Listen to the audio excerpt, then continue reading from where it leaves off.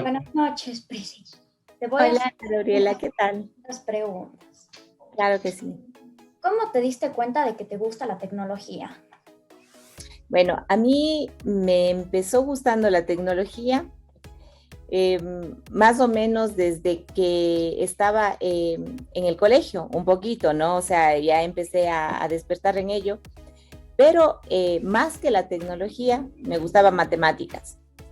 Entonces, cada vez que yo escuchaba matemáticas, es como que mi corazón brincaba. Me encantaban las matemáticas y sabía que con ellas yo podía saber toda la verdad, porque las matemáticas son precisas y son perfectas.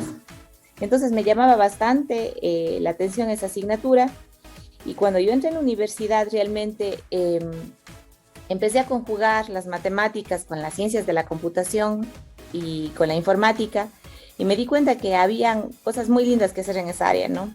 Entonces me empecé a apasionar el hecho de crear, por ejemplo, un algoritmo, que ya es lo que hacemos en la tecnología, en la programación, y que me salga era como un reto, como un juego, que cada vez se ponía más complicado y era como ir pasando de nivel. Entonces eso es lo que me motivaba siempre a seguir, ¿no? A querer aprender más en el área. ¿Cómo iniciaste en una carrera STEM? Yo inicialmente, cuando salí del colegio, tomé una carrera social que me gustaba también mucho, que es el derecho. Me llamaba bastante la atención, pero sí extrañaba muchísimo la parte técnica, la parte matemática, ese reto numérico que existe detrás de todas las ingenierías y que no podía tener en ese momento en la carrera que seguía. Entonces me di una pausa en esa carrera y me cambié a ingeniería de sistemas. Ahora estoy retomando también derecho y ya, de hecho ya mismo lo termino porque me gusta también la parte social, me gusta entender a las personas y poder ayudarlas. Pero siempre me encantó y me llamó muchísimo la atención la parte matemática, técnica y de ciencias puras, que es a lo que definitivamente me he dedicado casi toda mi vida. ¿Has tenido una idea imposible alguna vez? Una idea imposible, muchas, muchas. A mí me hubiera encantado, y bueno, me da un poquito de cositas decirlo, pero me hubiera encantado ser presidente de la República, ¿sí? No considero que sea algo imposible, porque cuando nosotros nos proponemos algo, lo logramos. Hay circunstancias en la vida que a veces nos limitan en ciertas cosas y que a veces no están en nuestro alcance y que dependen de otras personas o incluso de nosotros mismos, pero no estamos preparadas para afrontarlas por cualquier situación de la vida. Y eso es lo que no me ha permitido no cumplir ese sueño y creo que ya estoy un poquito mayor para hacerlo, pero de todas maneras sí he tenido esos sueños imposibles y siempre he soñado, he tratado de que sean sueños grandes. Porque yo tuve una profesora y generalmente aquí yo le felicito al profe porque nuestros profesores del cole, de la escuela y luego de la universidad marcan las vidas, ¿no? Marcan nuestras vidas. Y yo tuve una profesora de literatura alguna vez que me decía, nos decía en el curso, cuando ustedes quieran llegar a Guayaquil, piensen en Nueva York. Es decir, tenemos que pensar en grande para llegar a algo. Entonces, eso es una de las cosas que me ha marcado, ¿no? Tratar de pensar en grande para poder llegar a cumplir parte o todos los sueños. ¿Has pensado en algo imposible en tu trabajo? En algo imposible en mi trabajo como informática. Yo creo que la informática nos permite hacer casi todo. O sea, realmente no hay cosa que no podamos informatizar. Todo lo que hacemos en la vida real la podemos informatizar. Una cuestión que es compleja es quizás hacer que las máquinas sientan, que eso no se puede emular, ¿no? Se puede hacer a través de algoritmos de análisis de sentimientos, tratar de emular ciertas cosas o a través de la inteligencia artificial. Pero definitivamente esas cosas no se pueden hacer. Quizás esas son las limitaciones, ¿no? El trabajar con una máquina limita a emular cosas que son muy propias de los humanos.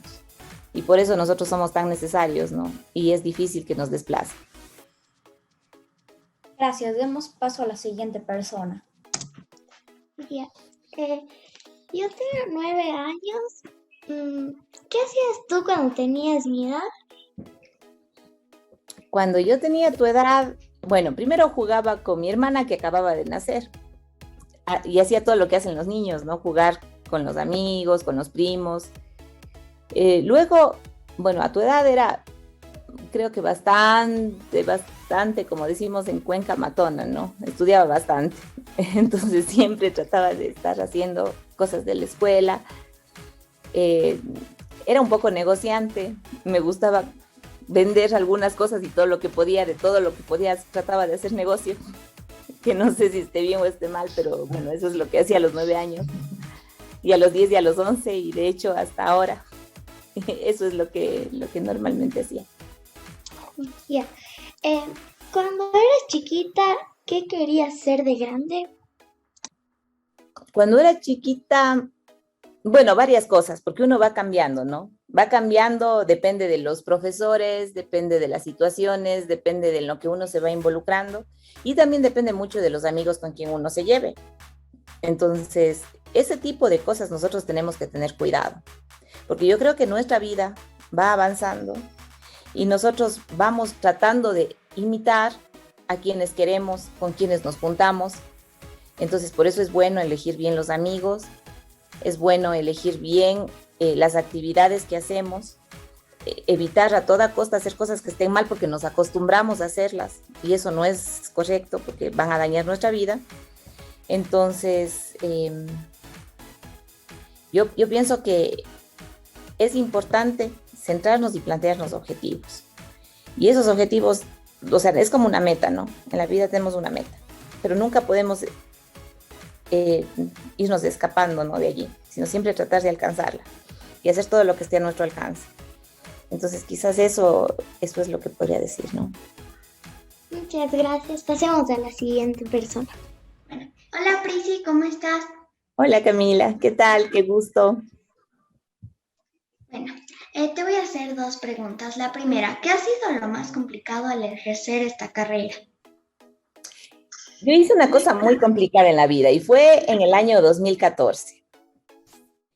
Me fui a otro país a vivir porque en aquella época, bueno, yo ya estaba viviendo en otro país. Yo fui a hacer mi doctorado en España, pero mientras estaba haciendo allí el doctorado, gané una beca para irme a trabajar en un instituto en Tokio, en Japón. Entonces, lo más complicado fue llegar solita, sin haber estado nunca acompañada, o sea, así completamente sola.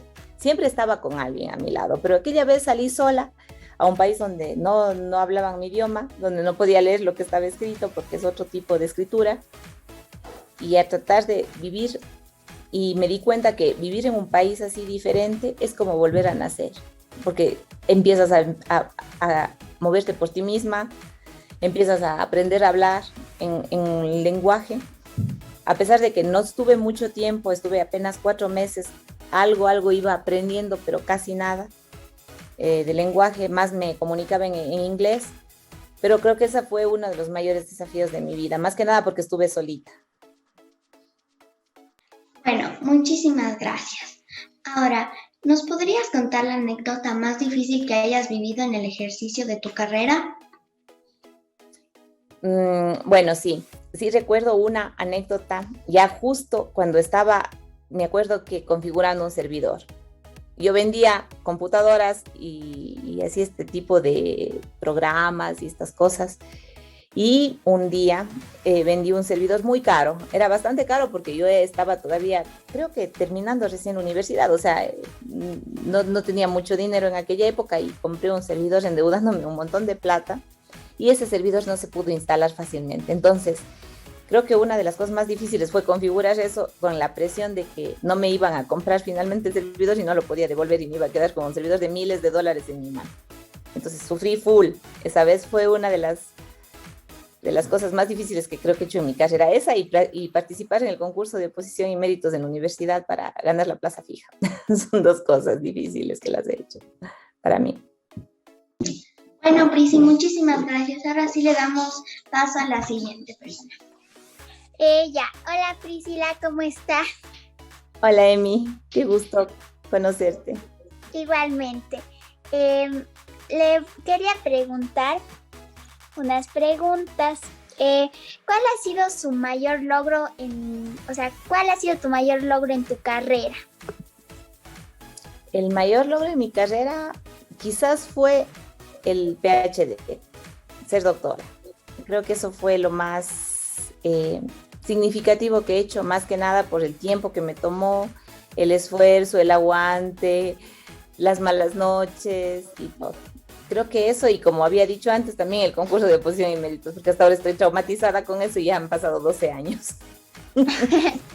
Bueno, qué bueno. Fue un gusto hablar contigo y damos paso a la siguiente persona. ¿Cómo estás? Hola Bernat, ¿qué tal? Puedo hacer una pregunta. Claro que sí. ¿Podemos cambiar el mundo con la tecnología?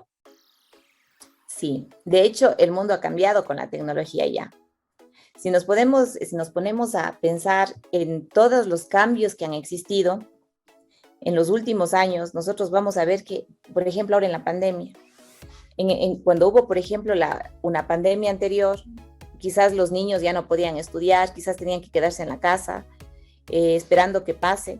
No sé cómo sería en aquella época, no la viví como la estoy viviendo ahora, pero yo creo que definitivamente en muchos ámbitos la informática y la tecnología en general han cambiado nuestras vidas.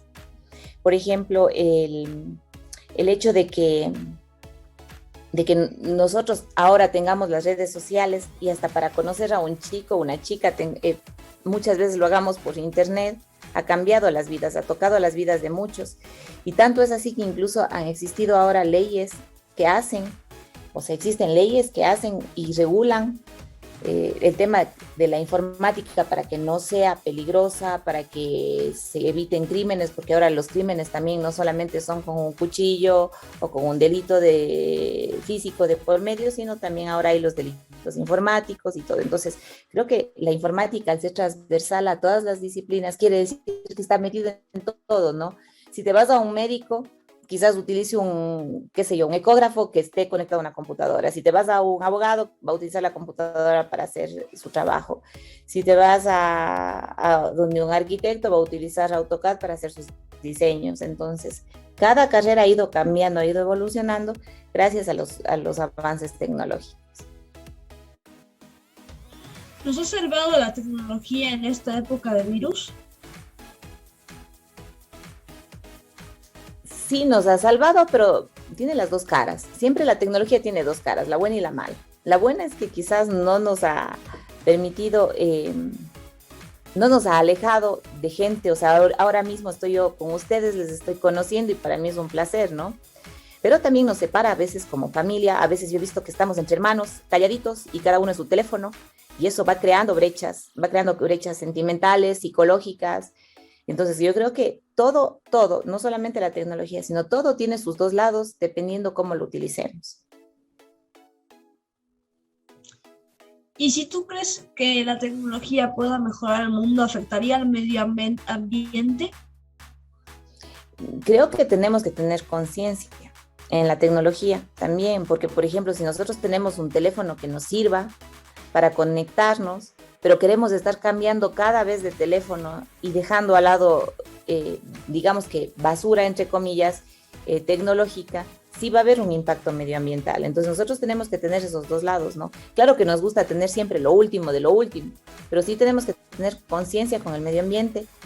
Y bueno, también la tecnología puede ayudar al medio ambiente porque se pueden crear campañas de concientización, se pueden crear varias formas para hacer que la gente entienda cómo tiene que actuar frente al medio ambiente. Sin embargo, el hecho de la basura electrónica crea muchos problemas. Imagínense que hay en un país que se llama el Congo, minas de coltán, que es un mineral que se saca de la tierra y que es súper contaminante. Aparte, meten a niños allí sin ningún escrúpulo para que trabajen sacando ese mineral. Entonces, claro, allí hay un impacto humano, medioambiental y de muchas índoles, porque hay bastante, ¿cómo se llama? Explotación a la naturaleza, pero también a las personas. Entonces, nosotros cuando compramos un equipo electrónico, tenemos que entender que detrás de ese equipo electrónico hay un sacrificio medioambiental y un sacrificio humano. Y tenemos que ser muy responsables con eso. Ok, gracias por tu atención.